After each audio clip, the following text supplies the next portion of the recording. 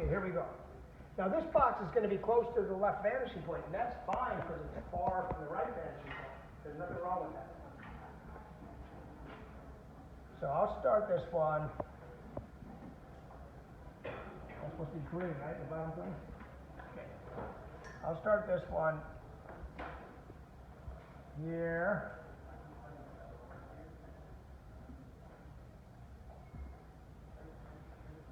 Going to the left vanishing point. Now I've got to utilize the right vanishing point to finish the bottom. So I'm going to stretch here.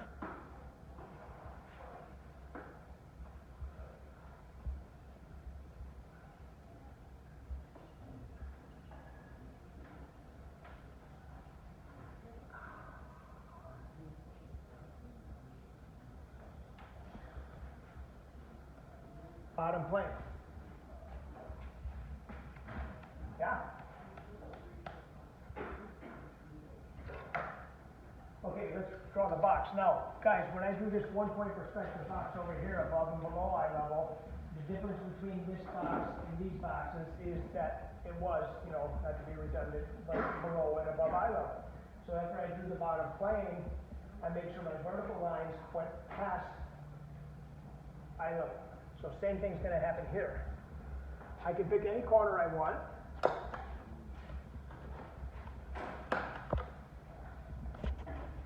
If this thing's not straight up here, one of my lines won't line up later, so I'll blame it on that if it happens.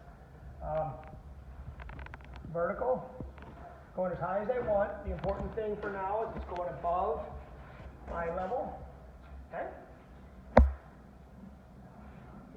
Let's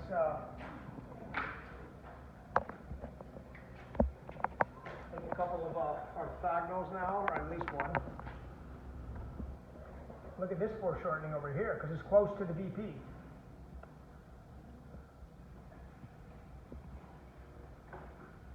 See, that's some pretty extreme foreshortening here. That's fine as long as this VP is far enough apart.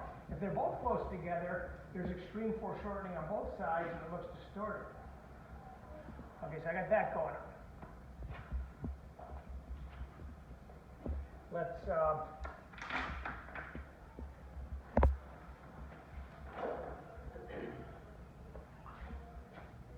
work from our corners. I was careful not to put this in front of that again, okay? So I'm going to make a vertical right here.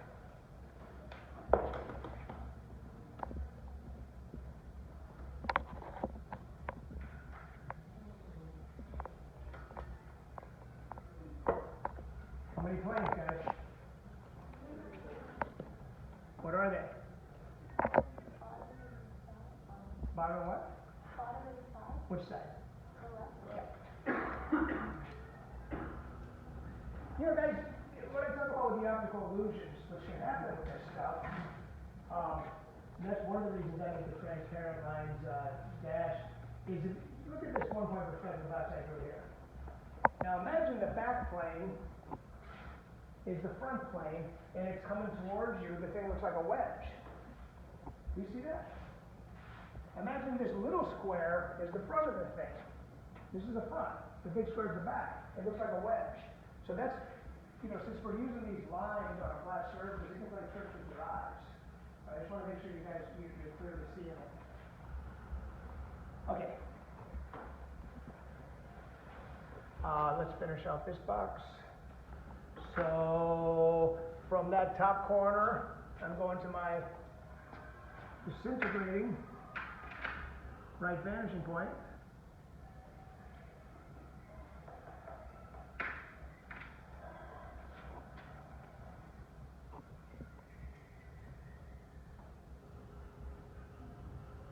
Can't be ballpark.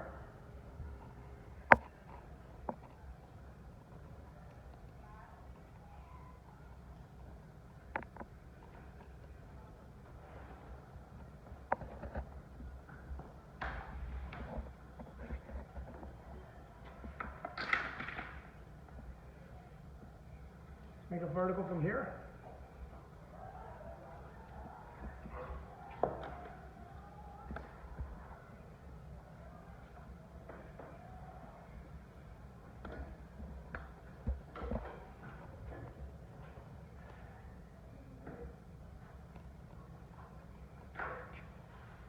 You know, I'm gonna go ahead and draw my back vertical now, so I'm done with the T-square. I'll just have to draw my orthogonals. So this back here, I'm overcompensating. It's coming higher than I needed to come. When I do my back vertical,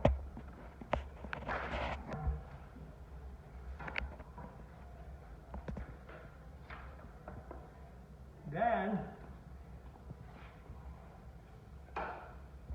I've got to go to my right and left vanishing points from these corners. Here we go, the moment of truth.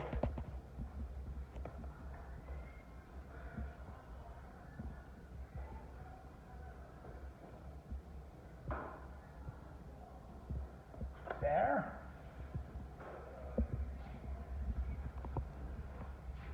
We can stall off this overcompensation now. And then this dot, this corner, and this corner should line up exactly with my left vanishing point.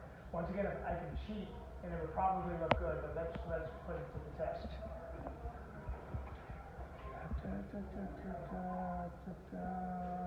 Ooh, it is a little off, and I'm going to blame it on this being crooked up here.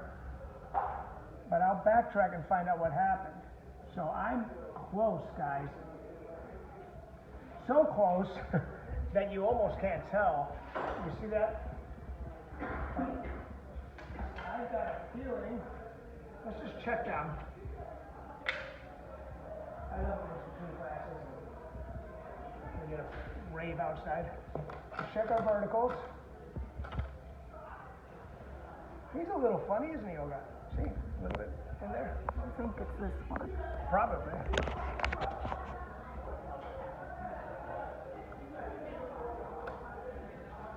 See up there? So that's what I'm running into there.